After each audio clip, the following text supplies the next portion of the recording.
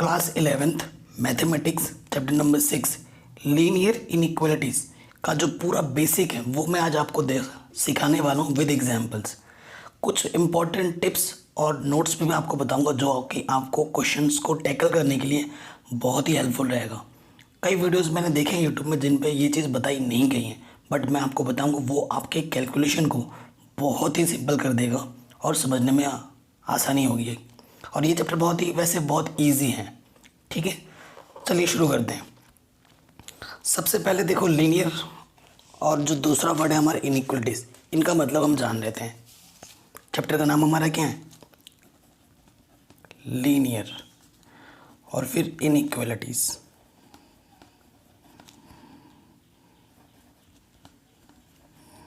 ठीक, ये जो दो वर्ड है इन दो वर्ड का पहले मतलब तो जान लेते हैं। लीनियर का मतलब क्या होता है? रैखिक, जिसकी डिग्री 1 होती है। ठीक है, हिंदी में क्या बोलते हैं? रैखिक। रैखिक का मतलब होता है सीधा सीधा मतलब डिग्री इसकी कितनी है? 1 है। जो भी वेरिएबल होगा उसकी डिग्री कितनी होगी? 1 होगी। और इनइक्वलिटीज़ का मतलब क्या होता है? इनइक्वलिटीज़ का मतलब अगर मैं दो चीज़ लेता हूँ, इसकी डेफिनेशन आएगी प्रॉपर, ऐसे लिखना। मैं डेफिनेशन लिखा रहा हूँ, टू रियल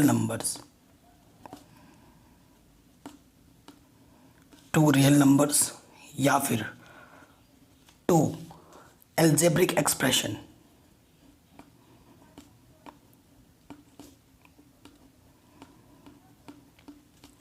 या तो आपके पास दो रियल नंबर की बात करेगा या फिर दो एल्जेब्रिक एक्सप्रेशन की बात करेगा। ठीक है, रिलेटेड टू द सिंबल। अब आपके पास सिंबल बता रहा हूँ कौन से हो सकते हैं? Less than symbol, greater than symbol, less than equal symbol या फिर greater than equal symbol. Form an equality.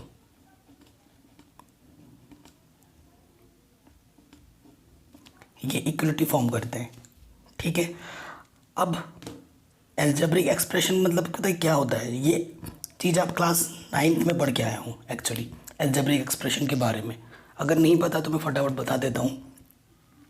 देखो, इस वर्ड का अगर टारगेट करूँ मैं, इस वर्ड का मतलब ऐसे होगा जैसे मैंने लिख दिया 2x + 3y = 2।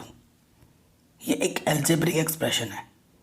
ठीक है, सो इसका मैं एग्जाम्पल अगर दूँ लीनियर इक्वलिटीज़ का, जैसे मैंने लिख दिया 2 से बड़ा 5 है। दो रियल नंबर लिए मैंने, ये 2 छोटा है 5 से। ठीक है, या और एक नंबर लेता हूँ और बात करता हूँ कि 2x + 4 greater than equal then है 3x + 7 से। तो ये दो एल्जेब्रिक एक्सप्रेशन के बीच ये इनइक्वलिटीज़ आएगी। इस तरह के साइन जहाँ कहीं भी आपको दिखेंगे उसको आप क्या बोलोगे? इनइक्वलिटीज़ बोलोगे।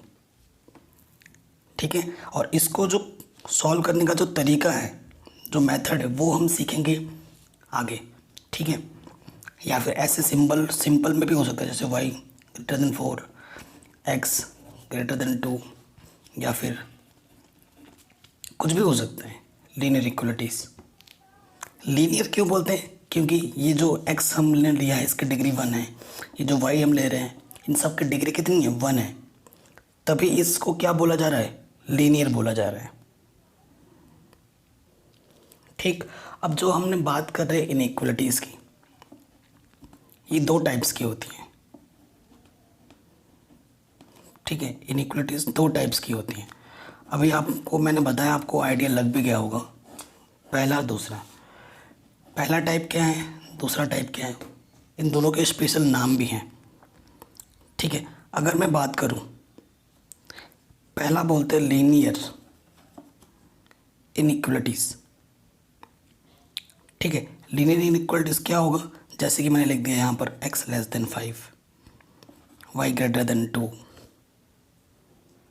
ठीक है, या फिर y < 4। ये सब जो मैं लिख रहा हूँ ये लीनियर इक्वलिटीज़ है, क्योंकि यहाँ पर सिर्फ सिंगलटन टर्म्स हैं। x है, ओनली y है, यहाँ y है।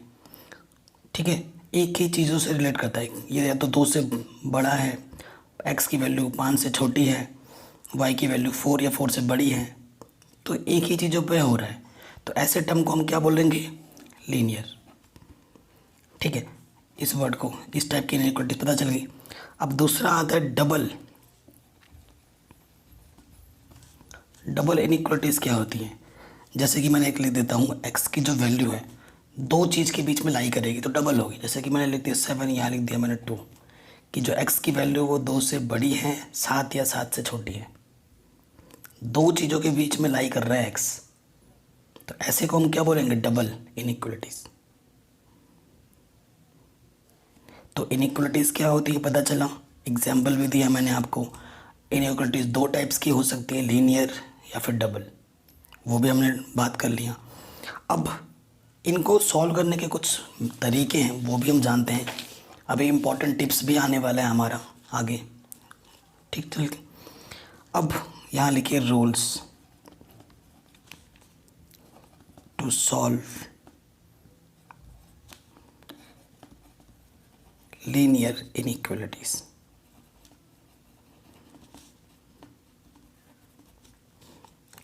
ठीक है, कुछ रूल्स होते हैं लीनियर इनइक्वालिटीज़ को सॉल्व करने के लिए, उनको हम देखते हैं। देखो पहला रूल क्या है कि जो भी चीज़ आप करोगे दोनों तरफ करोगे, एक ही तरफ नहीं होगा। क्या होगा? ऐसे लिखते हैं पहला rule, equal number may be added to, या फिर ऐड करोगे या फिर दोनों तरफ सब्ट्रैक्ट करोगे, subtracted both sides of an equalities. ठीक है, अब इसका मतलब समझा दे रहा हूँ, इसका मतलब मैं एग्जांपल देके समझा रहा हूँ। जैसे कि एक एल्जेब्रिक एक्सप्रेशन है हमारे पास, x माइनस के 7 लेस देन 2, ये मेरे पास एक इनइक्वलिटीज़ है। अब आपको x की वैल्यू फाइंड करनी है। अब सीधा सीधा पहले क्या करते थे कि उठा के उस तरफ ले जाओ, वो लॉजिक चलता है, लेकिन इस टाइप के क्वेश्चन को सॉल्व करने के लिए एक प्रोसीजर है। आप डायरेक्ट करोगे तो आपके मार्क्स काट के ज़ीरो कर देगा एग्जामिनर। आपको प्रोसीजर पूरा फॉलो करना है, भले ही वो प्रोसीजर कितना भी इजी हो, कितना भी आलसीपन लग रहा हो, लेकिन आपको करना है। क्या करना होगा आपको? देखो ये एक्चुअली में क्या होता है कि ये -7 इधर आके प्लस का 7 हो जाता था, ठीक है ना। तो आपको प्लस के 7 दोनों तरफ ऐड करने हैं, तो ऐसे लिखना पड़ेगा proper, adding 7 on both side. इस क्वेश्चन में मैं ऐड कर रहे हैं, किसी क्वेश्चन में मैं सब्ट्रैक्ट करना पड़ सकता है। तो जो भी काम हम करेंगे वो दोनों तरफ करेंगे, इधर भी करेंगे और उधर भी करेंगे, लेफ्ट साइड भी करना है और राइट साइड भी करना है। तो यहाँ पर -7 + 7 हो जाएगा। ये देखो 7 इधर भी ऐड किया, 7 इधर भी ऐड किया, तो यहाँ से ओनली क्या बचा? 7, और यहाँ से क्या हो गया? 9। तो ये हमारा आंसर आ जाएगा। अब इसका रिप्रेजेंटेशन कैसे होता है वो तो आगे पता चलेगा आपको, मैं समझाऊंगा जब कराऊंगा तो। यानी कि जो x की वैल्यू होगी वो 9 से छोटी होगी, ये हमें फाइनल आंसर मिला। मतलब जो भी चीज़ हमें करनी है, चाहे एडिशन करें या सब्ट्रैक्शन करें, वो दोनों तरफ ही करना पड़ेगा। ठीक, पहला रूल ही हो गया। अब ऐसे ही एडिशन और सब्ट्रैक्शन के लिए बात हुई है, मल्टीप्लिकेशन और डिवाइडेशन के लिए भी बात होती है। तो ये दूसरा रूल है, बोथ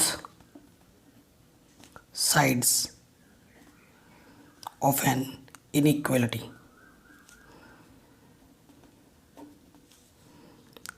कैन बी मल्टीप्लाइड और डिवाइडेड। देखो एग्जाम्पल देते हैं हम। सपोज करो यहाँ पे लिखा है x/5 लेस देन 2, ये एक इनइक्वालिटीज़ है हमारे पास। अब वैसे क्या करते, लॉजिक क्या होता था कि ये अपॉन वाला इधर के क्या हो जाता? मल्टीप्लाई।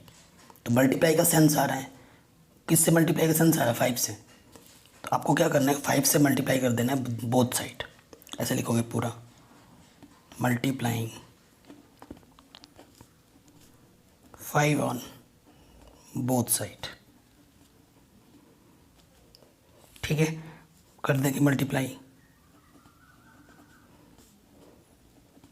दोनों तरफ के 5 से 5 कैंसिल आउट, यहाँ से x की वैल्यू क्या आ गई <10। तो ये बेसिक रूल थे, आगे समझ में। अब हम ग्राफिकल जो सोल्यूशन होता है, ग्राफिकल जो सोल्यूशन होता है उसकी बात करेंगे। ये बहुत इंपॉर्टेंट है, ये तो हलवा था, ये इस पर कोई इतना दिक्कत वाला है नहीं। अब जो मैं बताने जा रहा हूँ ग्राफिकल सोल्यूशन के बारे में, वो काफ़ी इंपॉर्टेंट है, बहुत ज़्यादा। ग्राफिकल सोल्यूशन बहुत मायने रखता है सोल्यूशन के लिए, ठीक है।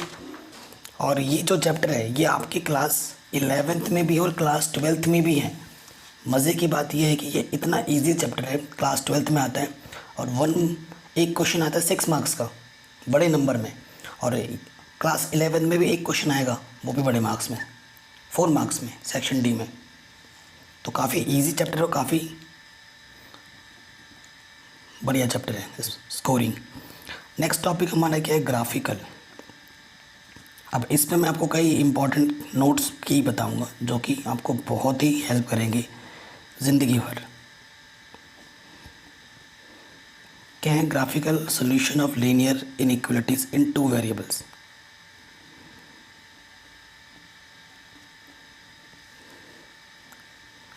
मैं 2 वेरिएबल्स टॉपिक तो लिख रहा हूँ मैं आपको, लेकिन सिंगल वेरिएबल का भी बताऊंगा, सब चीज़ों का बताऊंगा, ठीक है।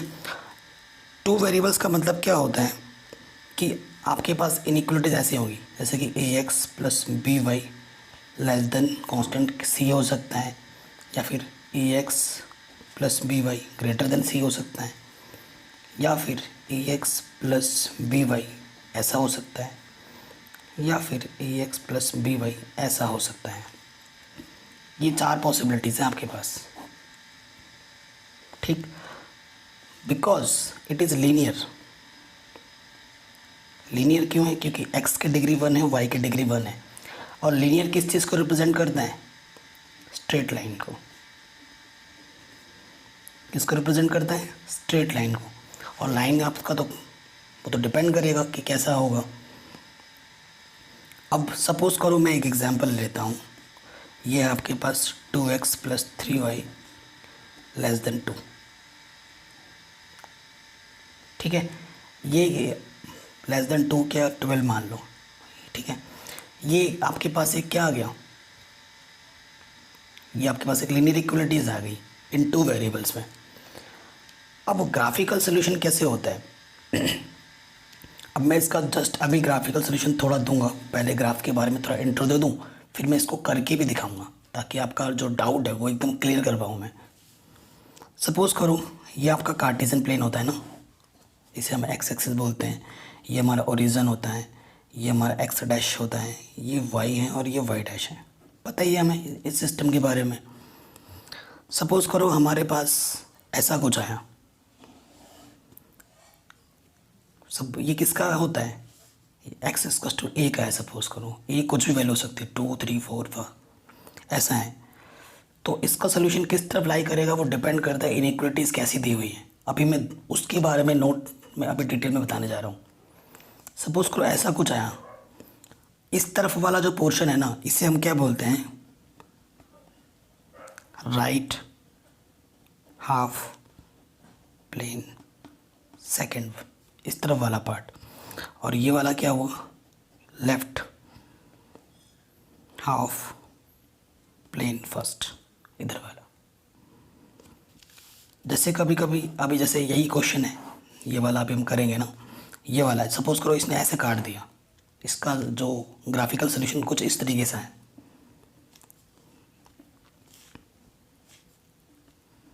ठीक है। सो इधर क्या हो जाएगा, ये वाला ऐसे बोलेंगे इसे, क्योंकि ये ऐसे नहीं कटा है, इसे ये ऐसे कटा है क्रॉस, या फिर ऐसे कटता, तो इसे बोलते हैं लोअर हाफ प्लेन फर्स्ट, और इसे बोलते हैं अपर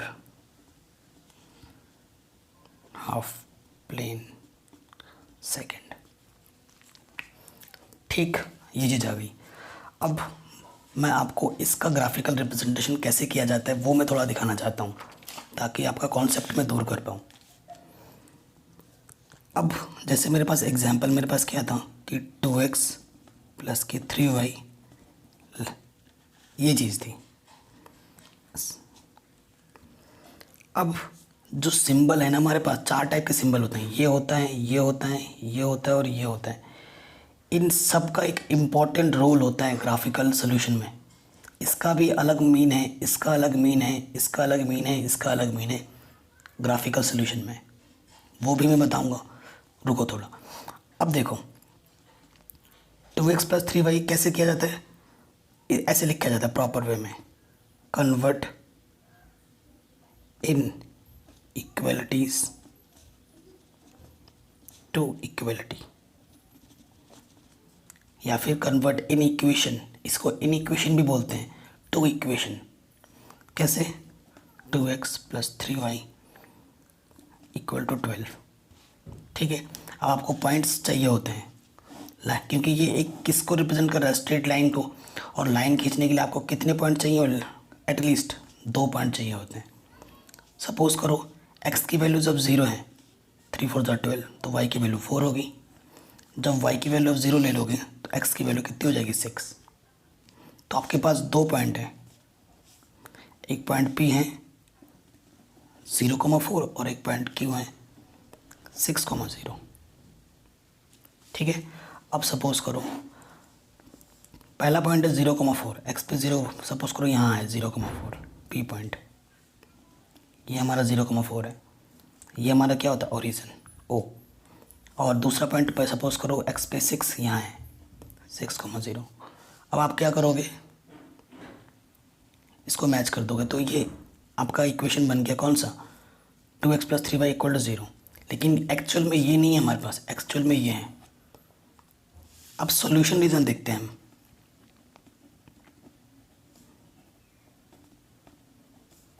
ठीक है, कि इसका सॉल्यूशन रीज़न अपर प्लेन में लाई करेगा या लोअर प्लेन में लाई करेगा, वो चेक करना है हमें। और जब भी हमें ये चेक करना होता है उसके लिए हमेशा मोस्ट ऑफ द केस में 99% केस में ओरिजिन लेके चेक करते हैं। अभी एक दूसरा मेथड में बताऊंगा जब ओरिजिन वाला केस फेल हो जाएगा। ऐसे ऐसे क्वेश्चन भी आपको मिलेंगे फ्यूचर में जिसमें ओरिजिन वाला रूल फेल हो जाएगा, तब क्या करोगे।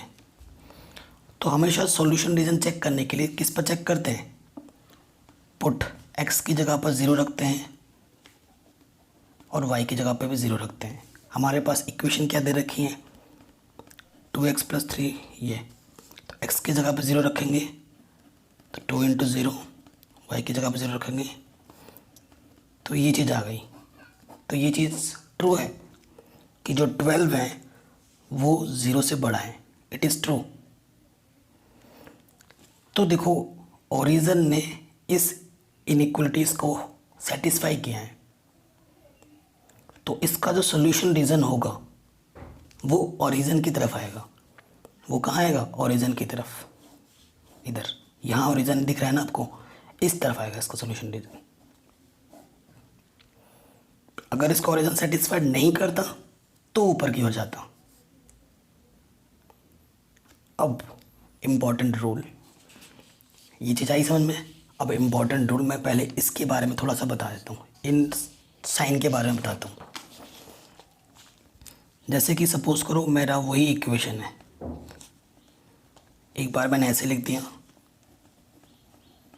एक बार मैंने ऐसे लिख दिया, एक बार मैंने ऐसे लिख दिया और एक बार मैंने ऐसे लिख दिया। अब इन सब का जो ग्राफिकल सॉल्यूशन है ना वो अलग अलग आएगा। आप बोलोगे सर ये तो सारे एक जैसे दिख रहे हैं, एक जैसे दिख रहे हैं, लेकिन इस इनइक्वलिटीज़ ने इनको अलग अलग बनाया है। अब देखो इसका मतलब क्या होता है कि जो रीज़न आएगा, सपोज करो जो इसका जस्ट अभी हमने बनाया था ऐसा आया था ना, तो हमें जो सॉल्यूशन लेना है, ये जो हम ले रहे हैं ना, ये जो चीज़ हमें लेना है, पता है कैसे लेना है, ये इस पे टच नहीं करेगा, ये जो लाइन है ना इसको टच नहीं करेगा, एकदम बगल से आएगा, एकदम बगल से, इसको छुएगा नहीं, मतलब एकदम नेबरहुड, क्योंकि उससे बड़ा है। अगर यहाँ पर इक्वलिटी का साइन रहता तो इस लाइन को भी कैरी करता और नीचे भी आता पूरा रीजन, लेकिन यहाँ पर ना एकदम बगल से थोड़ा हिस्सा इसका छूट जाएगा और बाकी सारा हिस्सा यहाँ से क्या हो जाएगा, कैरी करेगा। ठीक है, सेम इसके लिए भी क्या होगा, क्योंकि ये चीज़ तो वही है, बस ये वाला आ गया है तो इसका सोल्यूशन ऊपर ही बनेगा। सपोज करो देखो इसका सोल्यूशन ऐसा है, ऐसा ही है ना, तो इसका सोल्यूशन ऊपर की ओर तो बनेगा, लेकिन इस लाइन को कैरी नहीं करता है, यहाँ से थोड़ा सा ना बच जाता है, एकदम डॉट डॉट लाइन से दिखाना होता है हमें। ये चीज़ कई लोग बताते नहीं हैं, फिर भी मैं बता रहा हूँ, क्योंकि आप जब फ्यूचर में प्योर मैथमेटिक्स पढ़ेंगे, रियल एनालिसिस आपका आएगा बीएससी बीटेक एमएससी मैथमेटिक्स में, तो वहाँ पर इन सब चीज़ों की बहुत ज़रूरत पड़ती है। तो ये जो लाइन है ना, वहाँ पे डॉट डॉट डॉट डॉट लिख दो और ये इसको ऊपर जाएगा, ये इस लाइन को टच नहीं करेगा, इसको कैरी नहीं करेगा। ठीक है, सोल्यूशन डिस्टेंस इसका कहाँ जाएगा, ऊपर। अब अगर ये साइन होता, ये साइन अगर हम लेंगे तो ये साइन क्या बोलता है कि ये लाइन भी है उसके साथ, क्योंकि इक्वल है, इस लाइन को भी लेना है और पूरे, अब यहाँ से पूरा सटा के लगाओ, पूरा सटा के लगाओ। ठीक है, पूरा सटा के, ये लाइन भी उसका सोल्यूशन रीजन में और इसके नीचे का भी। But in case of this सिर्फ एकदम बगल से ये लाइन नहीं है, ये पूरा इधर का सोल्यूशन है। ऐसे ही अगर इसकी बात करोगे तो ये लाइन भी है और ये ऊपर जाएगा पूरा पूरा ऐसे। आई बात समझ में? बहुत इम्पोर्टेंट चीज़ था, देख लेना एक बार। अब ये सब हो गया। अब मैंने आपको बोला था कि कभी कभी आपको फ्यूचर में ऐसे क्वेश्चन मिलेंगे जहाँ पर आपका जो ओरिजिन वाला रूल है वो फेल हो जाएगा। ठीक है ना, मैं आपको एक सबसे बेहतरीन एक एग्जांपल दे रहा हूँ, ये वाला। ये एक इनइक्वलिटीज़ है, ये है या फिर ये है, ये वाई मान लो, दोनों ही सेम टाइप के हैं। अब देखो ये इनइक्वलिटीज़ हैं, ठीक। सो इनइक्वलिटीज़ को कन्वर्ट करेंगे तो ये क्या हो जाएगा, इक्वलिटीज़ में। सबसे पहला रूल तो यही होता है, इनइक्वलिटीज़ को कन्वर्ट करना होता है इक्वलिटीज़ में। अब पॉइंट्स तो हमको चाहिए ही चाहिए, तो एक्स यहाँ लिखेंगे भाई। जब एक्स को आप 0 मानोगे तो वाई भी 0 आएगा, जब एक्स को 1 मानोगे तो ऑटोमेटिकली वाई भी 1 हो जाएगा, जब एक्स को 2 मानोगे तो वाई ऑटोमेटिकली 2 हो जाएगा, ध्यान रखने पर। सिमिलरली ये वाला भी वैसे ही है, दिस इक्वल टू दिस, यानी कि कभी भी x इक्वल टू वाई है ना, उसका जो सोल्यूशन रीजन बनता है, आप चाहो तो इसके माइनस माइनस वाला भी ले सकते हैं। तो वो क्वेश्चन में एक्चुअली बोल देता है कि जो आपको x की वैल्यू लेनी है वो 0 से बड़ी लेनी है, y की जो वैल्यू लेनी है वो 0 से बड़ी लेनी है, ऐसा वो रिस्ट्रिक्शन कर देता है, तब हम ऐसा लेंगे। अगर ये रिस्ट्रिक्शन नहीं देता है तो इसका सोल्यूशन देखो 0 कहाँ है, यहाँ पर 1,1 यहाँ पर आ जाएगा, 2,2 यहाँ आ जाएगा। इन सब को मिलाते हुए लाइन खींचोगे तो ये ऐसा जाएगा, ओरिजिन से पास होता हुआ। ठीक है, इस रिस्ट्रिक्शन पे ये पॉइंट्स आए हैं। अगर ये रिस्ट्रिक्शन नहीं होता तो अगर -1 भी ले सकते थे, तो इधर से भी जा सकता था। ठीक है, दो पॉसिबिलिटी, या तो ये ग्राफ बनता है या फिर ये ग्राफ, डिपेंड करता है कंडीशन क्या दे रखी है। ये कंडीशन दे रखी है तो आपको सारे वैल्यूज़ पॉजिटिव के ही लेने हैं। ठीक है, अगर नहीं दे रखा है तो आप नेगेटिव के भी ले सकते हो। अब हमेशा ऐसा ही दिया रहता है आपके क्वेश्चन में। ठीक है, तो ये वाला हम ग्राफ प्रेफर कर दें, ये हमारा ग्राफ है। ठीक, अब बताओ सोल्यूशन रीजन देखना है हमें इसका, कि इसका ग्राफिकल सोल्यूशन इसका इस तरफ बनेगा, अपर हाफ में बनेगा या लोअर हाफ में बनेगा, वो हमें देखना है। सो देखो हम क्या करते हैं, ओरिजिन रखते हैं। रखो ओरिजिन, एक्स की जगह पे भी 0 रखो और वाई की जगह पे भी 0 रखो। ये रख दिया मैंने। क्या 0 0 से बड़ा है? क्या 0 0 से बड़ा है? आप डिसाइड ही नहीं कर पाओगे। 0 तो 0 के इक्वल है या बड़ा है, ये तो हम पता ही नहीं कर पाएंगे। तो कंडीशन को प्रॉपरली नहीं बता पा रहा है। जैसे यहाँ पर भी मैं रखता हूँ तो 0 0 से बड़ा है, डिसाइड ही नहीं कर पाएंगे हम, ये तो ठीक है ना, सही है या गलत है, कंफ्यूज हो गए ना हम। अब यहाँ पर ही जो ओरिजिन का रूल है वो फेल्ड हो गया है। मैंने बोला था ऐसे क्वेश्चन भी आएंगे जहाँ पर ओरिजिन वाला रूल फेल हो जाएगा, तब आप क्या करोगे, तब कैसे पता करोगे कि सोल्यूशन रीजन इधर है या उधर है। तो ऐसे क्वेश्चन में पता है क्या किया जाता है, आपको एक पॉइंट लेना होता है।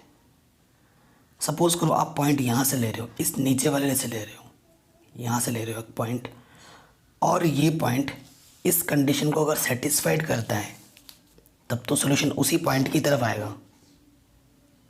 अगर ये पॉइंट सेटिस्फाइड नहीं करता है तो जो सोल्यूशन होगा इस पॉइंट से ऊपर बनेगा, यानी कि उधर ऊपर बनेगा। तो मान लो ये 1 है, ये 2 है, ये 3 है, ये पॉइंट मेरा 3,0 है। एक्स पे 3 वाई पे गया ही नहीं, 3,0। अब मैं यहाँ रखता हूँ एक्स के प्लेस पे 3, वाई के प्लेस पे 0। सो इसने पूरा सेटिस्फाइड कर दिया। 3 बड़ा है 0 से, है कि नहीं। 3 बड़ा है 0 से। आप बोलोगे 3 0 के इक्वल है, इस कंडीशन को मत देखो। अगर दो चीज़ एक साथ आ रही है तो कोई भी एक चीज़ अगर उसको सेटिस्फाइड करे तो उसी को हम इम्पोर्टेंस देंगे। तो 3 0 से बड़ा है, पूरा सेटिस्फाइड कर रहा है, तो इसका सोल्यूशन रीज़न होगा, देखो इक्वल के भी साइन है और ये भी है, तो ये वाला आएगा इधर इस पॉइंट की तरफ। अगर ये पॉइंट सेटिस्फाइड नहीं करता तो ऊपर लेते। तो ये एक इम्पॉर्टेंट की देना था आपको, नोट्स देने थे। आई होप आपको मैं चीज़ें समझा पाया हूँ बहुत, ठीक है। और 6.1 जब हम स्टार्ट करेंगे तो आपको और मज़ा आएगा, मैं और चीज़ें कुछ इंपॉर्टेंट बताऊँगा 6.1 में। अगर वीडियो पसंद आए तो प्लीज़ लाइक शेयर ज़रूर करना, चैनल पर नए हो तो सब्सक्राइब ज़रूर करना। Thanks for watching. जय हिंद।